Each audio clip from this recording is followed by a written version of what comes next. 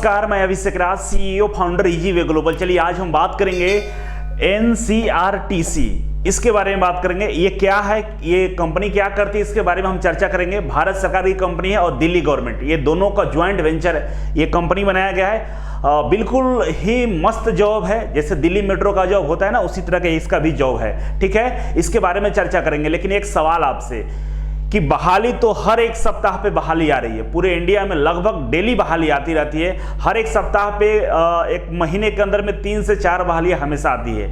अगर आप सही से पढ़ेंगे, सही से तैयारी करेंगे तो आईटीआई करने के बाद 100% गवर्नमेंट जॉब मिल जाएगा। लेकिन आप अपने से सवाल पूछिए, क्या आप तैयारी करते हैं? क्या आपका सिलेबस कंप्लीट हो गया है? क्या आपको टेक्निकल का नॉलेज है? तो फिर कैसे फॉर्म भरेंगे? फॉर्म भरने से फायदे क्या होंगे? नौकरी कैसे मिलेगा? पूरे भारत में 90% आईटीआई के बच्चे हैं जो बिना पढ़ाई किए, बिना तैयारी किए वे फॉर्म को अप्लाई करते हैं, एग्जाम देते हैं और उनको नौकरी नहीं मिलता।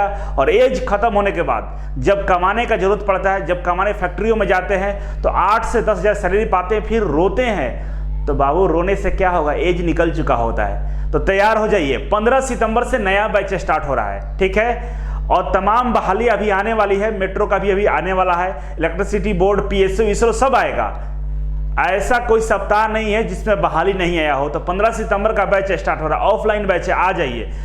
विश्वास कीजिए, समय है, चेत जाइए, नहीं तो बर्बाद होने से आपको कोई नहीं रोक सकता है। 15 सितंबर से नया बैच स्टार्ट हो रहा है। ठीक है, हमारे हेल्पलाइन नंबर पे कॉल करके पता कर लीजिए कि आपके लिए यहाँ पे क्या क्या सुविधाएं उपलब्ध है। एटलीस्ट टेक्निकल इतना स्ट्रांग हो जाएगा तो आने वाले 1 साल के अंदर में आपको कहीं ना कहीं नौकरी मिल जाएगा। लेकिन आप जब घर से बाहर निकलेंगे तब, घर में बैठ के नौकरी नहीं मिलता है, ध्यान रखिएगा। तो चलिए शुरुआत करते हैं। इसकी वेबसाइट हम बताते हैं आपको, ncrtc.in, सेम यही नाम है, .in लगा दीजिएगा, ये वेबसाइट ओपन हो जाएगा। इसके बाद आपको आना है ये कैरियर वाले सेक्शन पे।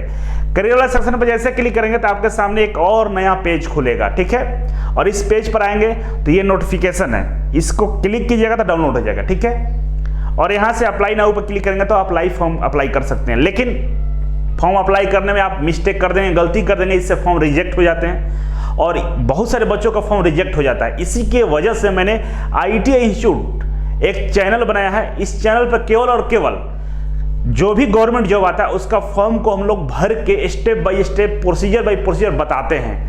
तो आप जल्दी से इस चैनल को सब्सक्राइब कर लीजिए और इस चैनल पे कल वीडियो अपलोड हो जाएगा इसका फॉर्म भरने के बारे में डिटेल्स में।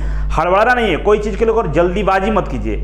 इस नोटिफिकेशन को डाउनलोड कर लीजिए, समझ लीजिए, इसके बाद कल आराम से वीडियो देखने के बाद फॉर्म को अप्लाई कर दीजिएगा। अगर आप जैसे इस पर क्लिक करेंगे तो आपके सामने इस तरह का एक फॉर्म खुल जाएगा। ये फॉर्म देखिए, फॉर्म खुल चुका है। इसमें अपना नाम, मोबाइल नंबर दोबारा से डालना है। कभी मोबाइल नंबर ऐसा डालिएगा जो फ्यूचर में बंद ना हो। ठीक है, ईमेल आईडी वो ऐसा जो जिसका आपको पासवर्ड पता हो, ठीक ना, कि मेल आए तो आप उसे खोलकर चेक कर सकते हैं। और इसके बाद डिक्लेरेशन पर टिक कीजिएगा और सबमिट कीजिएगा तो आपका फॉर्म सबमिट हो जाएगा और एक ओटीपी आएगा। ओटीपी के बाद आपको नेक्स्ट स्टेप आपको भरने को मिलेगा, जिसमें आपको क्वालिफिकेशन से लेकर हर डिटेल्स भरना होगा।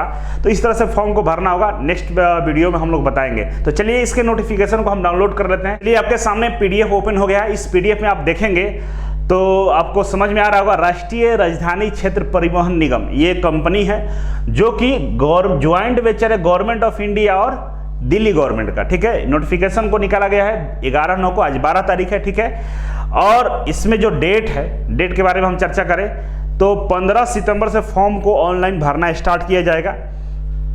अभी रजिस्ट्रेशन कर सकते हैं फॉर्म को प्रॉपर भरने के लिए 15 सितंबर से। ऐसे वो फॉर्म खुल जा रहा है लेकिन वो भर नहीं पाइएगा। ठीक है, और क्लोजिंग डेट है इसका 30 सितंबर। ठीक है, और इसका एग्जाम का जो टेंटेटिव डेट दिखा रहा है लास्ट वीक ऑफ अक्टूबर, मतलब अक्टूबर के लास्ट में, मतलब आपके पास 1.5 से 2 महीने टाइम है, या नवंबर के फर्स्ट वीक में एग्जाम संभावित है। मान लीजिए दिसंबर तक एग्जाम इसके हो जाएंगे। ठीक है, बिल्कुल फास्ट एग्जाम होगा इसका।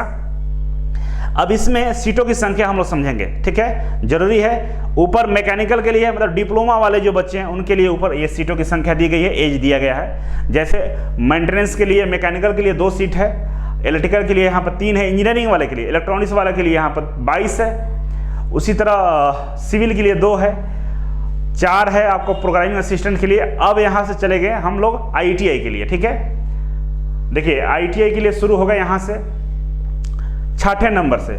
अब यहाँ पर समझिएगा, 6ठा नंबर पे आईटीआई के लिए टेक्नीशियन है, इलेक्ट्रीशियन के लिए टोटल 43 सीट है। ठीक है, और यहाँ पे 19 जनरल है, ओबीसी का 11 है, एससी का 6, एसटी का 3 है, ईडब्ल्यूएस का 4 है। क्वालिफिकेशन की बात करें तो एनसीवीटी या एससीवीटी दोनों चलेगा यहाँ पे, और आपका सर्टिफिकेट होना चाहिए इलेक्ट्रीशियन ट्रेड से, आराम से अप्लाई कर सकते हैं। इसके अलावा इलेक्ट्रॉनिक्स मैकेनिक्स की बात करें तो यहाँ पर 27 सीट है, जिसमें अनरिजर्व 13 है, जनरल के लिए 13 है, ओबीसी के लिए 7 है, एससी के 4 है, एसटी के 1 है, ईडब्ल्यूएस के लिए 2 है। और आपका मैक्सिमम एज की बात करें तो 25 साल दिखा रहा है, आपका एज 25 साल होना चाहिए। और इसमें बात करें तो आईटीआई, एनसीवीटी, एससीवीटी दोनों होगा, इलेक्ट्रॉनिक्स मैकेनिक्स से तो चलेगा, ठीक है। इसके बाद हम बात करें टेक्नीशियन एयर आरएसी का, RAC refrigeration and air conditioning वाले हैं, उनके लिए बात करें तो 3 सीट है, केवल 3 सीट जनरल के लिए है, और आपको आरएसी से आईटीआई होना चाहिए, एनसीवीटी या एससीवीटी दोनों चलेगा। इसके अलावा फिटर की बात करें तो फिटर के लिए यहाँ पे 18 सीट है, और फिटर आपका एनसीवीटी या एससीवीटी दोनों में से किसी से है तो आप इसमें अप्लाई कर सकते हैं, ठीक है। इसके अलावा आगे हम चलते हैं तो आगे फिर यहाँ पे वेल्डर के लिए भी 2 सीटें हैं, और वेल्डर से आईटीआई होना चाहिए। इसके अलावा 11 नंबर पे, 11 नंबर को समझिए, यहाँ पे station controller, train operator, traffic controller के लिए यहाँ पर पोस्टें निकाली गई है, 67 पोस्ट है।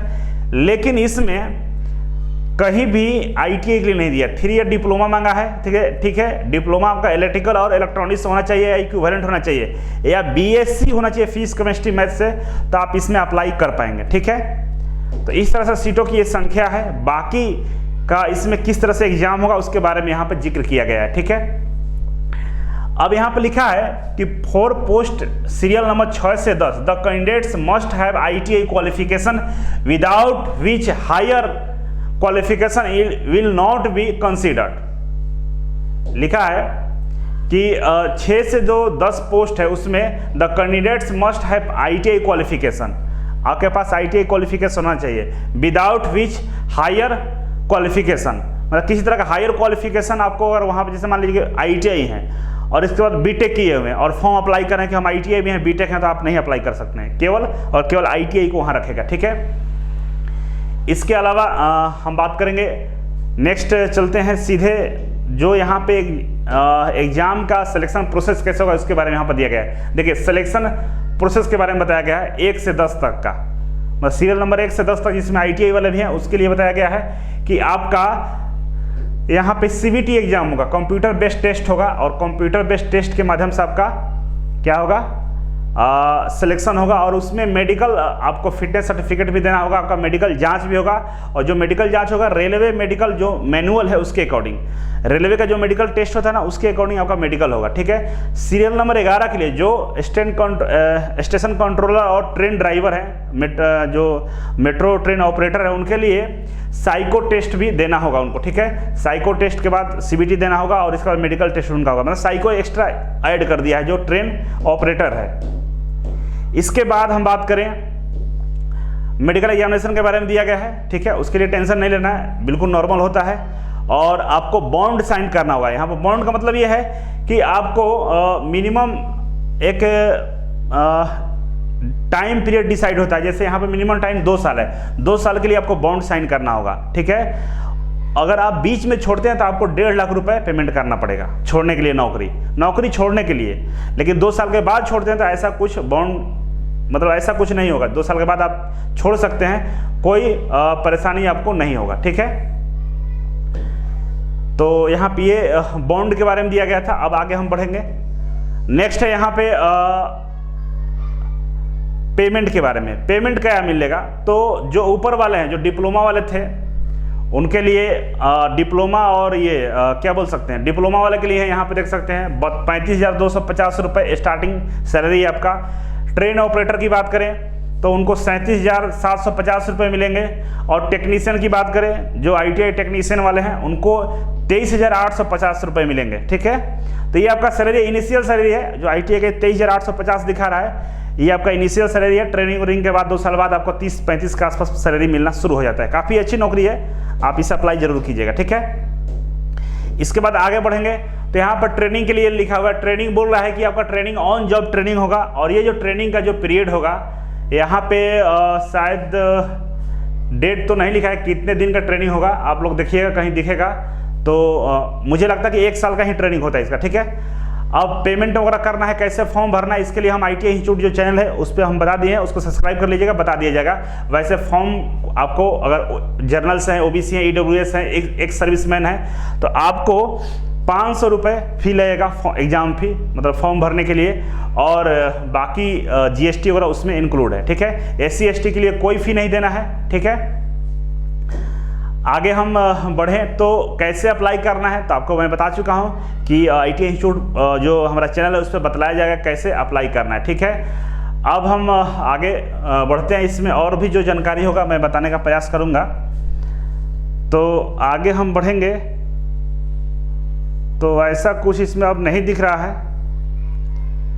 देखिए अब इसके अलावा इसमें ऐसा कुछ नहीं है जो मैं बता पाऊँ, लेकिन बाकी आगे इसके एग्जाम कैसे होंगे, किस तरह से इसमें सिलेक्शन होगा इत्यादि पर अगर आप वीडियो चाहते हैं कि मैं उसमें डिटेल्स में बताऊं, तो आप कमेंट बॉक्स में कमेंट कर सकते हैं, मैं बताने का प्रयास करूंगा, ठीक है। तो आप समझ गए होंगे। और आगे एक मेरा फेसबुक ग्रुप है, इसको ज्वाइन कर लीजिए, इस तरह के नोटिफिकेशन और सूचनाएं इस ग्रुप में आपको मिल जाएंगे, ठीक है। तो कमेंट बॉक्स में लिंक दिया गया है, आप ग्रुप को ज्वाइन कर सकते हैं। और एक बार फिर से मैं आपको याद दिलाता हूं कि अगर आप ITI के हैं, ITI के बाद सरकारी नौकरी का तैयारी करना चाहते हैं, तो इजी वे कोचिंग को ज्वाइन कर लीजिए। भारत का पहला एकमात्र ऐसा कोचिंग संस्थान है जो केवल और केवल ITI के बच्चों को तैयारी कराता है। आज मेरे यहाँ से ITI किए हुए बच्चे भारत के विभिन्न संस्थानों में काम कर रहे हैं, अच्छे अच्छे संस्थानों में, चाहे मेट्रो की बात करें, इलेक्ट्रिसिटी बोर्ड की बात करें, या ISRO की बात करें, DRDO की बात करें, दिल्ली मेट्रो की बात करें, हर जगह मेरे बच्चे आज अच्छे से जॉब कर रहे हैं। आप भी कर सकते हैं, बस आप तैयार हो जाइए, पढ़ाई शुरू कर दीजिए। तो चलिए आज के लिए इतना ही था। Thank you so much. फिर मिलते हैं आपसे एक नई वीडियो और एक नई जानकारी के साथ। तब तक के लिए नमस्कार।